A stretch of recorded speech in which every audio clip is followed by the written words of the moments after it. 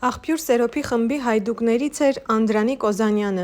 որը ծնվել է 1865 թվականին Սեբաստիայի վիլայեթի Շապին Գարահիսար քաղաքում։ Սպանելով իր անմեղ հորը ծեծող թուրք պաշտոնյային, Անդրանիկը բանտարկվում է, ապա փախչում Պոլիս, հետո Ռումինիա։ Որոշ ժամանակ անց նա վերադառնում է Արևմտյան Հայաստան, հետո իր տեղն է զբաղեցնում Աղբյուր Սերոփի հայդուկային խմբում, որտեղ աստիճանաբար մեծ հեղինակություն է ձեռք բերում։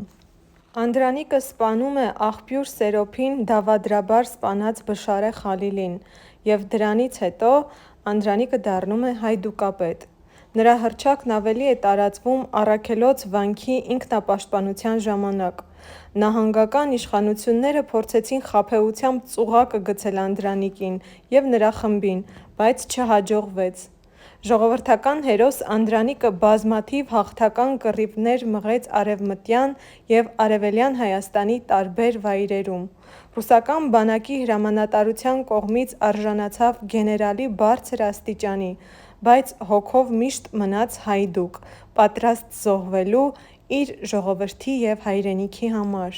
Եթե հավանեցիք տեսանյութը, բաժանորդագրվեք իմ ալիքին, որպեսզի ավելին իմանաք քաջերի և նրանց սխրանքների մասին։